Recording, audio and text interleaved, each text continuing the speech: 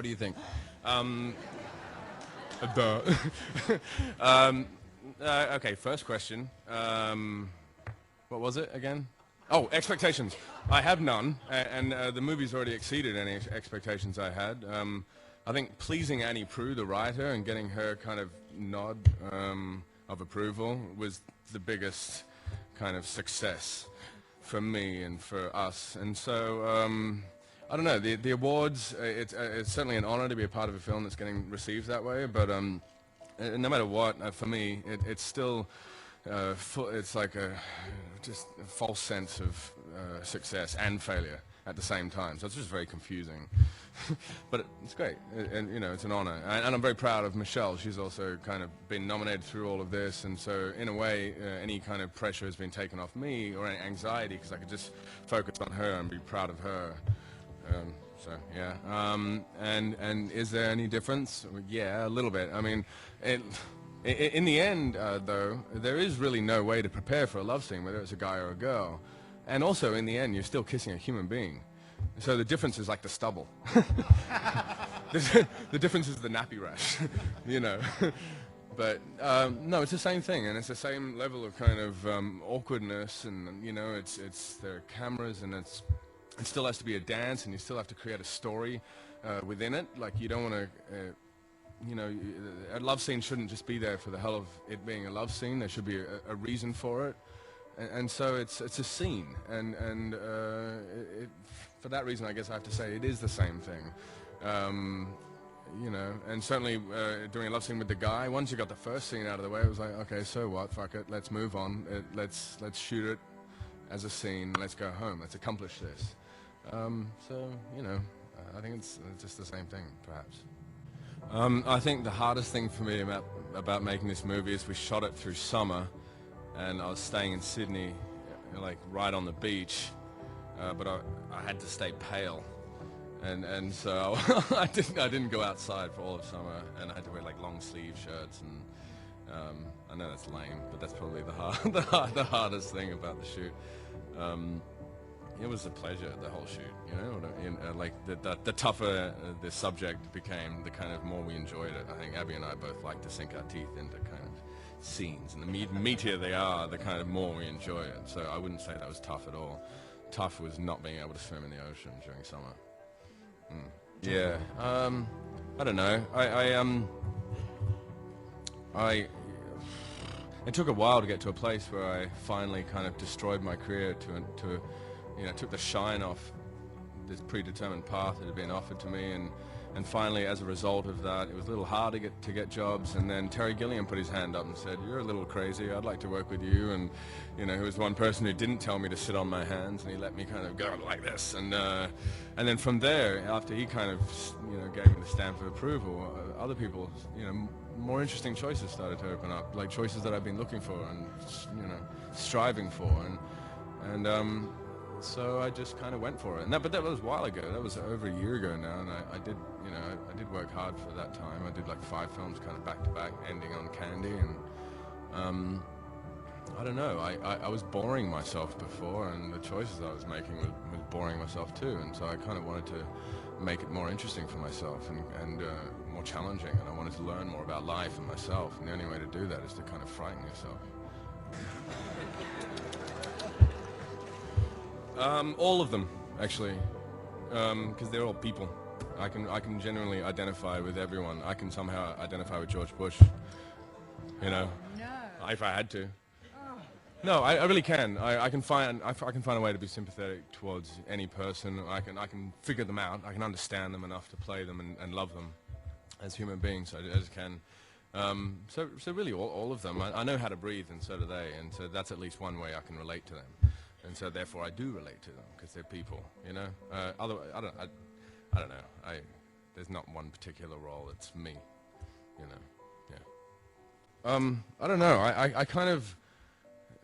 In a sense, I liked backing them up like that because you have to call upon the schizophrenic within you, you know. And I like that when it's right on the tail of another job, you have to kind of you have to rely on your instincts. You have to shut it off quickly and pick it up. And also the way that the films were lined up, funnily enough,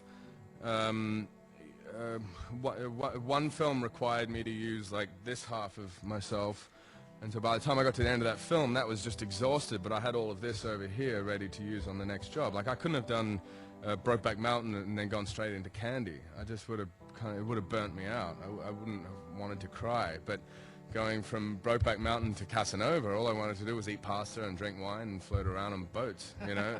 I didn't want to take myself seriously, or life, or work, or acting, or him, you know. And it kind of worked out that way. It just did. You know, before Brokeback Mountain was Lords of Dogtown, and I had false teeth and a wig, and I was stupid and loud and obnoxious, I guess, at times.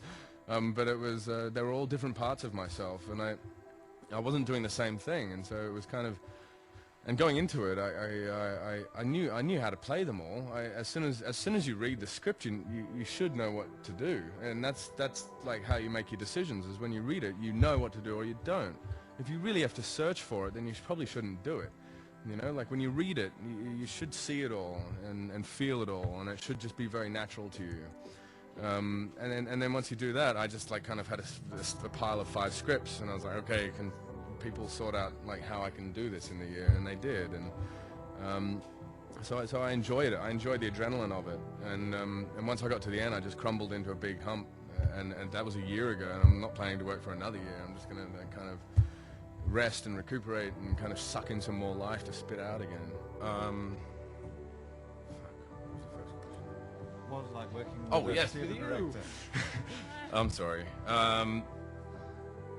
It was wonderful experience working with Neil. I don't think there was I don't think there's a difference between Neil and film directors. Neil's an incredibly well-achieved director. He's the same, but there is no one kind of director.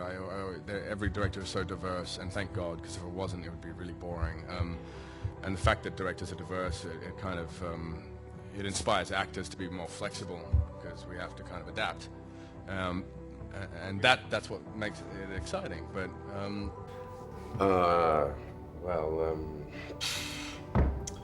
feeling a lot, actually. It's I mean, for one, you know, it's an honor, really, to have 3 films at the Venice Film Festival, and 3 films that are quite diverse. You know, certainly the 3 directors couldn't be further apart in terms of their styles and their nature just as people.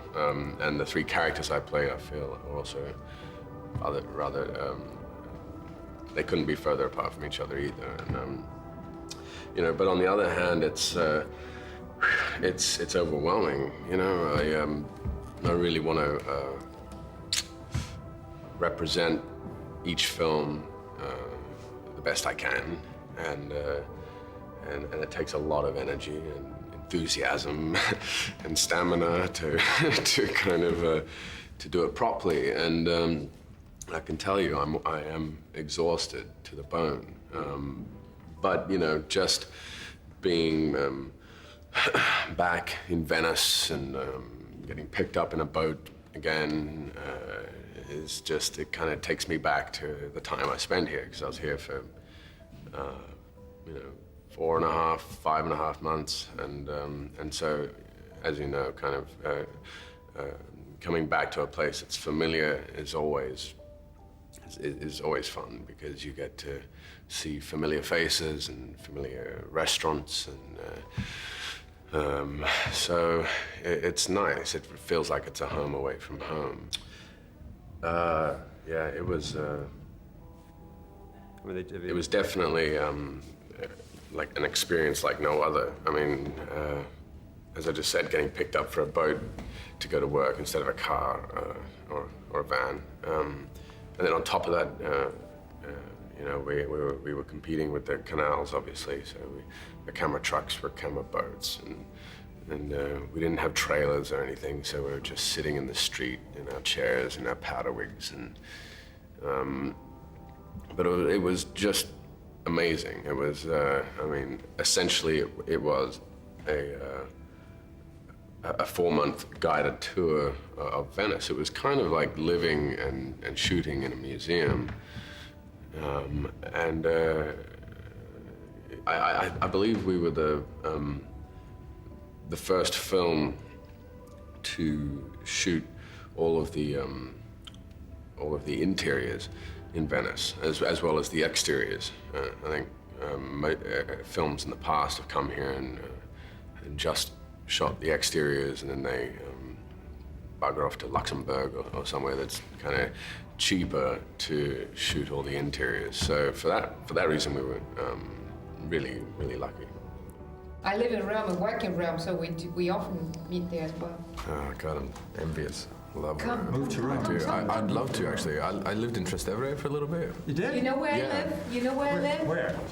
Just on the other side of Ponte Sisto. Yeah, I know. Piazza di Lusa. Yeah, Santa behind. Well, Where? you know how there's that first little piazza, Right. Yeah. the square. Yeah. If you veer to the right, just Yeah. right there on the corner, opposite the little Italian restaurant there. Yeah. Italian restaurant. Yeah. Fuck. Piazza della There's a few in Malva. Italy. Yeah. Piazza della Malva. Yeah. I live near Campo dei Fiori on the other I side. love Campo di Fiore. Yeah. Yeah, it's beautiful. Everybody comes here to When drink. Yeah. When were you there? When were you living there? Oh, 10 years ago? 2 years ago? no, about 5 years ago. Okay, it's still civilized maybe. Yeah. The view's gone nuts. Really? Yeah. No, I moved there in 90 and it was like incredibly beautiful, incredibly quiet and evening. Then it sort of took off in the mid-90s, late 90s, especially It after became very 2000. collegiate kind of thing. Yeah. There were all those Yeah. bars on the. Good question. My character's name, I can tell you, is Robbie Clark. How's that? No, he. I guess my section of the story it is attempting to chronicle his part of his love life, you know, his marriage, his divorce experiences, his attempts to manage his private life within the spotlight of the media, and so I think that's basically it in a nutshell. I was gratefully relieved of any responsibility to physically portray Dylan, which I was really happy about. And so I was just really left with an internal portrayal of sort, just specifically on those aspects of his personality. Yeah, so it was more about just presenting kind of a smell, an essence of him as opposed to an image. I haven't seen the finished product, but I've seen a version that was 40 minutes longer, and a long time ago. But she was outstanding. I think everyone. I mean, Ben Whishaw, I think, is phenomenal also. Yeah, got everyone. I was really thrilled with the performances around me. Yeah. Well, you kind of half answered it for me. It was firstly because I'd greatly admired and had Bob Dylan for years, and so to be somewhat connected to his story was enticing, and secondly the fact that Todd had written this incredibly dense, hugely ambitious script, and which I found to be extraordinarily beautiful and daring. And I'd seen his films, and I was a big fan of his movies, and I really thought that he was like the only one courageous and intelligent enough to pull it off. And so, yeah, those are my reasons. Yeah, definitely. I don't think you have to be,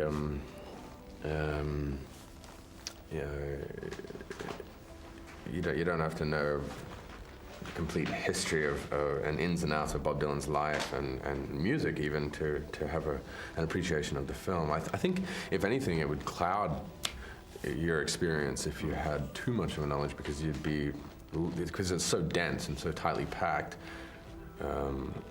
with clues of who he was, and that it could even get distracting, perhaps. I think walking in there with little to no knowledge or expectation of knowledge is the best way to approach it, and just kind of succumb yourself to a journey and almost don't listen to the words and just experience the sound of the words and the music and the visuals, and that should give you enough.